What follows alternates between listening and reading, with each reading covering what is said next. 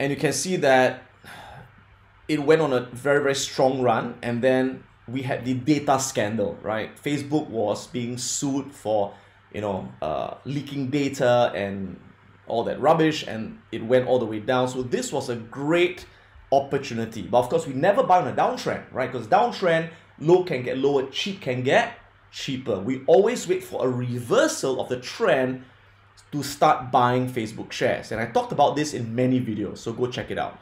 So I started accumulating Facebook shares at this point over here, right? Why? Because you can see that the downtrend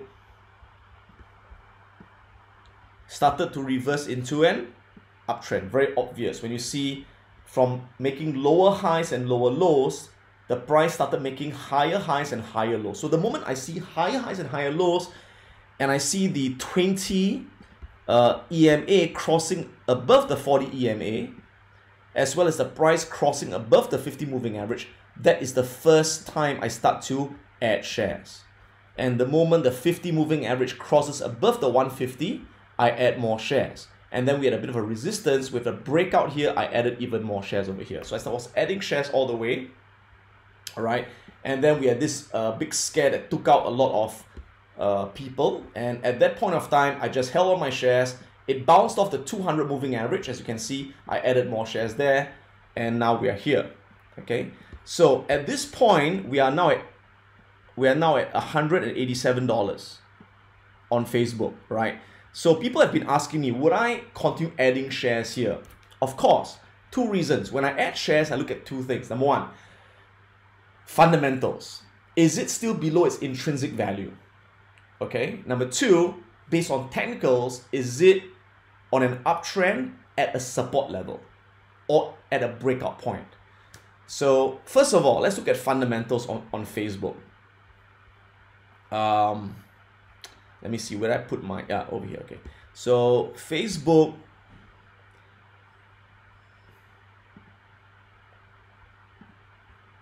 okay.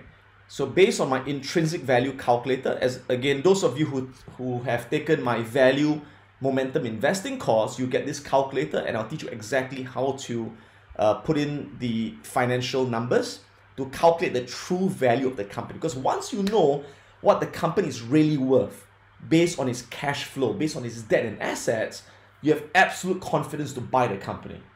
And no matter where it goes in the short term, no worries, because you know what it's really worth. Remember, in the short term, the stock market is emotional, it's irrational. Like Buffett says, in the short term, the stock market is like a voting machine. Whoever is the most popular gets the highest prices. But in the long run, the stock market is a weighing machine, which means companies with the best value, that make the most money, have the greatest assets, will eventually command higher prices. So the intrinsic value calculator tells you the true weight of the company, how valuable it really is. Okay, so you can see that based on the intrinsic value calculator, Facebook has an intrinsic value of $226 per share, which means that anything below 226, it's undervalued. It's a great deal. And right now, selling at 187, we are still very much undervalued, right? Now, you can see that currently we are on a clear uptrend, right? We're still on a very clear uptrend. And the price is not yet overextended. It's still pretty close to your 50 moving average. So yeah, this would be an opportunity to keep adding more shares at these levels, all right? And yeah, I've got absolute confidence that it's going to definitely go to 220, which is the intrinsic value, and probably break above that in the next couple of years, because the intrinsic value will rise over time as the company increases its earnings. All right, so it's gonna, my near-term target is 220 for Facebook. All right, again, this is not an advice for you to buy. I'm not a licensed financial advisor. I'm just a humble investor that tells you how I invest, and you should never follow me blindly. You should always do your own research and your own homework. So let me just make it clear, it's not a recommendation. I don't recommend stocks. I don't make advice. I just tell you what I do, right? And purely for educational purposes. Facebook. All right, now let's look at Microsoft. Microsoft is a great company, but it's bloody expensive, man. It's bloody expensive. It's overvalued, but I love the company. I'm waiting for it to come back down to a lower level to buy more shares. Okay. Now, if you look at the daily charts, you can see that, as you know, I only like to buy when the price is near the moving average. Okay. Now I see this is the 50 moving average, and you can see it bounced off the 50. That was when I started adding some more. Very nice. Now it's going up, and again, you never buy the high. Wait for it to retrace down to at least 128 before maybe nibbling a bit. But even at 128, I think it's a bit expensive, right? Let me tell you what would be a great price to get into Microsoft. Now, if you look at the weekly candles, you can see that based on the weekly candles, it's a bit overextended, right? Now, historically, notice that every time it goes up, it will come back down to the 50 moving average on the weekly candles, okay? In a big retracement, it would always come back to the 50 moving average, the blue line. On a shallow retracement, it would at least test the 20 EMA on the weekly candles. So what does this mean? This means that at this point over here, the price is too far from the moving averages. It's kind of like a rubber band. When the price gets too far from the moving average, it tends to snap back. So you never buy when the price is too far from the moving average, because it's going to snap back eventually. So never have FOMO, the fear of missing out, and you see the price running, you know what, it's going off without me, I'm going to get in, and you jump in there, the moment you jump in, bam, it's coming back down, you go, done, right? So never chase a stock. Let the stock come to you, never chase a stock. Always be patient, right? So where would I want to add more Microsoft? Let me just zoom in, and the answer is very simple. Okay, if Microsoft comes back down to this red dotted line at about 124, I would nibble a bit more. Okay, now if it can come back down to this blue line, this 50 moving average at 116, yeah, I'm gonna buy a shitload of Microsoft shares, right? That's right. Okay, because this was a previous resistance, breakout, retest, becomes support, 50 moving average, great time to add shares at 116. Now, when it's going to come back down there, I've got no idea. It will eventually. What goes up must come down. It can't go up forever, right? And when it comes down, that's our time to add shares in Microsoft. Okay, how about Google, my other favorite company? So now if you look at the daily candles, I like to start off with the daily candles. Right, so you can see that Alphabet has been on a very strong uptrend for the longest time, and again, because of all the China-US trade war, tit for tat, the US banning Huawei, China is fighting back, and because of all this and recent investigation into the monopolistic practices of Amazon, Google, and Facebook, a lot of these tech companies are now in consolidation, where they're moving sideways, which is a great time to accumulate the shares, okay, before they make their next run. Because once all this uncertainty is over, and it will be over eventually, right? These companies are going to fly, right? So you're going to catch them before they fly. Now, so you can see that Alphabet has been in a big, fat consolidation for the last year, right? So you can see a strong level of resistance over there and strong level of support over there. You can see that over there, right? So the moment the price comes near this support, okay, at about $1,000 or 1,020, 1,030, this is a great time to add shares. Great time to buy at this level, which I was adding when it came down a couple of months ago. Adding here. Every time it came out, I'll buy here, I'll buy there, I keep buying over here. Now, where are we right now? Right now, we're at 1080, which is somewhere here. Could we still add here? Yeah, you could. Nothing wrong with that. Okay, I would add here, because remember that it would eventually go up to the resistance of 1296.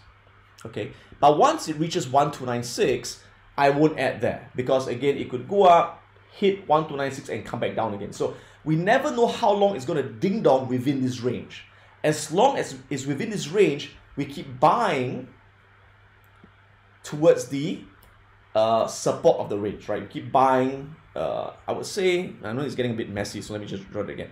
I would say anything between 1080 and $1,000, this would be a great range where I'll accumulate more and more shares of Alphabet, of Google.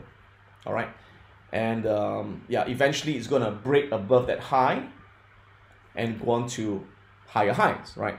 Now, what's the intrinsic value of Alphabet? I did a recent valuation. Let me just check it out. So Alphabet, do I have it there? Yeah, Alphabet. I like to call it Google.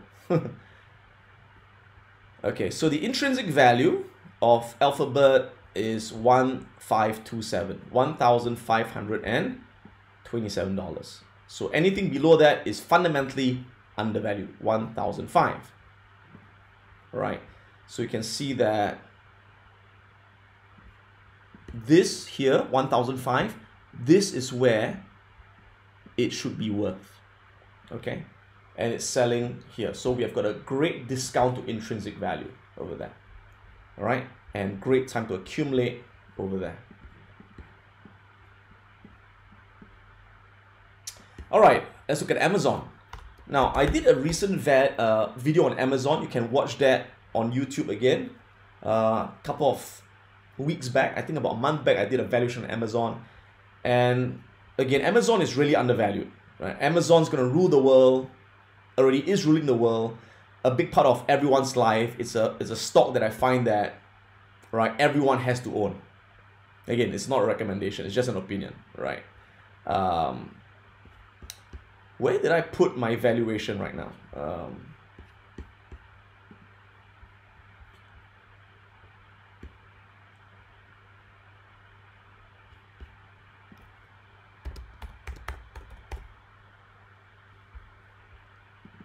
Okay, let me open that up again. Okay, so Amazon has an intrinsic value of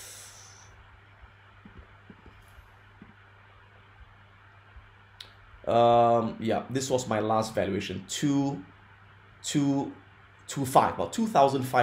2.5K, right? And currently selling at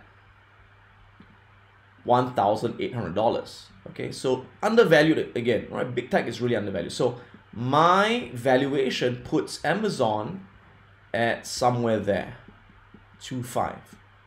This is where the share price should be. All right, so it's undervalued right now. So again, a lot of upside to its intrinsic value. When will it get there? I've got no clue, but it will get there eventually. It's a matter of time. Okay, so could I accumulate Amazon at this level? Yeah, sure. So you can see that very strong uptrend, and again in a big consolidation, like most of the big tech companies. So notice they're all in this consolidation pattern, right? Now, of course, if you want to get a great deal, you like to buy it nearer a support level. So if you take a look at the weekly candles, let's look at the weekly candles. There we are, right? So, oops. What did I do now?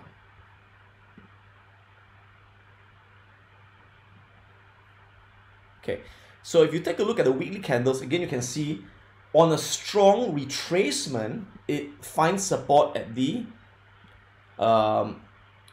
50 moving average, the blue line, on the weekly candles, right? On a week retracement, again, it finds support at the 20 EMA over there, okay? So currently it's here right now. So even though it is fundamentally undervalued, well, you could buy here, there's nothing wrong, but I would love to buy nearer the red and blue line, which is about 1.8 to 1.7, right? So anything between 1.7 to 1.8, every time it dips below that, I'm adding more shares, adding more shares, adding more shares, right? So that's how I look at it. That's Amazon, right? So these are the big tech companies. Did I miss anything out? Oh, Apple, yeah. How could I forget Apple, right? Did I do a valuation on Apple recently? Let me just check it out. I did, but I did not put it here. It's somewhere there, somewhere around. I forgot where I placed it. Anyway, so Apple, again, you see the same pattern, right? Uptrend, and now again, big tech to the consolidation. So again, anytime it's near the moving average, great time to add shares. If you take a look at the daily charts, right? There you go, right? So that was the short-term correction in May. All right, sorry, last year, what am I talking about? Last November, December, and then we had that strong rally, we have that May correction, and now we are back into an uptrend here again. So we are on an uptrend right now. All right, we have got the 50 moving average above the 150, the 20s above the 40. So we are looking at higher prices in the short term for now for Apple. So Apple, yeah, I mean, adding here is nothing wrong. Again, you can see there's a strong level of resistance, and now resistance. It broke resistance, finding support over there, ready to launch to the recent high of about 218. So it should reach 218 in the next couple of weeks, and of course all-time high is 233. If you can clear that, it'll probably go up to, I don't know, 250, 260. I believe that's where the intrinsic value is, right? I can't remember. I've got the note somewhere. So besides the big tech companies, again, the other favorite holding of mine would be banks. And my two favorite banks would be JP Morgan and Bank of America, because these two banks are the best performing banks in the US, and they are very, very undervalued. And like I mentioned earlier, now's a great time to accumulate banks, because banks are in a holding pattern, right? As interest rates are low and the Fed continues to hold or even cut interest rates. But eventually when the Fed has to raise interest rates to combat inflation, that's when bank stocks will, double in price over the years. So that's why I'm holding Bank of America and JP Morgan. And at the same time, as they're going sideways, I am generating at least 20% a year by selling covered calls and by selling puts to buy more at lower prices. So if you take a look at, again, JP Morgan, there we go, you can see, again, going basically sideways, right? Going sideways. There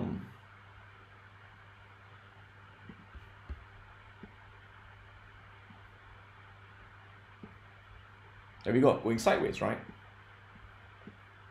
So it is in this holding pattern over there, right?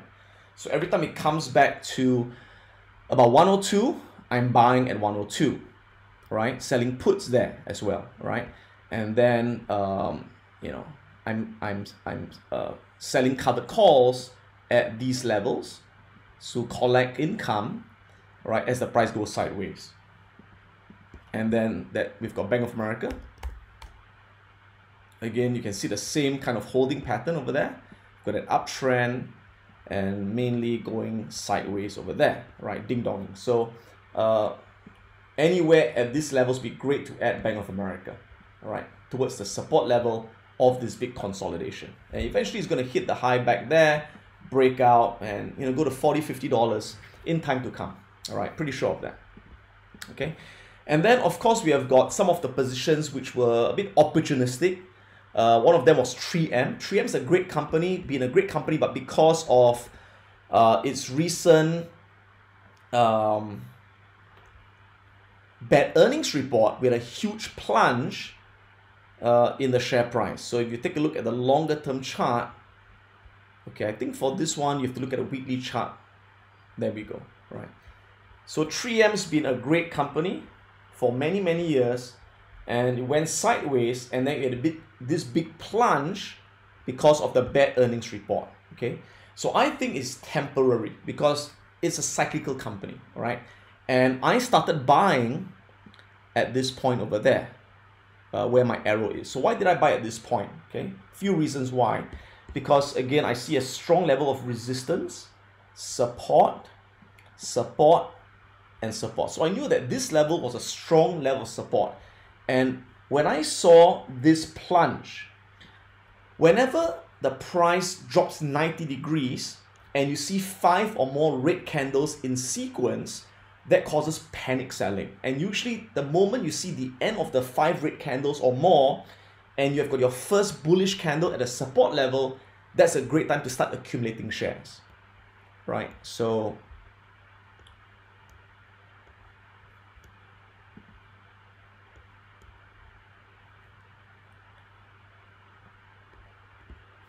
you can see this big drop. We've got 1, 2, 3, 4, 5, 6 red candles in a row and forming the first bullish candle at a strong support. That's a great time to enter, to catch the bounce back up. All right, so 3M is a great company. Eventually, you'll get back to the high. I don't know when, eventually, but for now, again, I'm buying up shares on the cheap, selling covered calls to collect income. And of course, the other one would be Boeing because of the very sad tragedy. And right now, the planes are grounded and they are being sued. So, I mean, eventually they'll resolve it, right? It's a matter of time, right? So in the meantime, as they've got the lawsuits, the 737 MAX planes are grounded, you can see the price is basically in this, again, sideways pattern, going sideways. All right, so I've been accumulating shares in this pattern, all right? And again, once the problem is resolved, Boeing's gonna go and continue its uptrend. Again, when's it gonna happen? I've got no idea. I can't predict the future, but once you know the intrinsic value, you know that it's worthwhile. So if you look at Boeing over here, the intrinsic value is about $493. Okay, that's the valuation, 493, and currently we are selling at 374. All right, so we are very much undervalued. Great time to accumulate while it's having short-term problems. Remember, the key to making a lot of money as an investor is to buy when there's uncertainty, when there's fear. Be greedy when others are fearful. That's when you get the great deals. And then be fearful once others get greedy. So when you think independently and you do not follow the herd, that's how you make a fortune in the stock market. Of course, you got to be greedy when others are fearful on the right companies. If you buy a lousy crap company and people are scared, they are scared for good reason. It will drop and never come back, right? So I'll never buy, and people have been asking me, Adam, would you buy, Tesla? I'll never buy Tesla because it's too uncertain. It's losing money. It's got a CEO that's high, literally high, okay? So I would like to buy companies which are very safe. I know they're making good money. They're solid companies. They will always go up eventually. And I avoid speculative companies. And I mean, some of them could make a lot of money. I mean, Tesla could work. I don't know. But you know what? I'm not willing to risk my hard-earned money on something I'm not sure of. Okay? I've never ever made an investment I've lost money on for the last 18 years. Okay? Now, of course, in trading, short-term trading, you've got wins and losses. In fact, in short-term trading, I win about 60% of the time. I lose 40% of the time, whether I'm trading stocks or trading Forex. But when I lose less. When I win more. So overall, I'm still making money. But when it comes to investing, I want to make sure that I never ever lose money. That my win rate has got to be 100%. And the only way I pull that off, again, is to only buy very good companies. And I only buy companies where either I'm the customer myself, or I know people who are customers really well, or I know people working in the companies. Because when that happens, I've got a very good feel about how strong the company is in its industry. And I only like to buy companies that have that strength to last for decades. So that's my mid-year update. Hope you've learned something from it. If you've got questions, drop it in the comment section. If you like the video, do leave a comment. I always appreciate that. And do check out my other videos on YouTube, whether on options, Forex, stock trading, or stock investing. And sure, visit my website, piranhaprofits.com, as in the fish Piranha Profits, to find out more about my online trading courses. Or come see me live in Asia, especially Singapore, where I teach this live to hundreds of people every single year through the Wealth Academy program. Go to wealthacademy.com to find out more about my live programs. I've got one coming up pretty soon in the next couple of months. So see you soon. Take care. May the markets be with you. Hi, so if you like the video, you can subscribe for more videos by clicking the subscribe button. If you want to find out more about our live training courses in Asia, go to wealthacademyglobal.com For online professional stock and forex trading courses, you can go to piranhaprofits.com. So this is Adam Khoo, and I'll see you soon.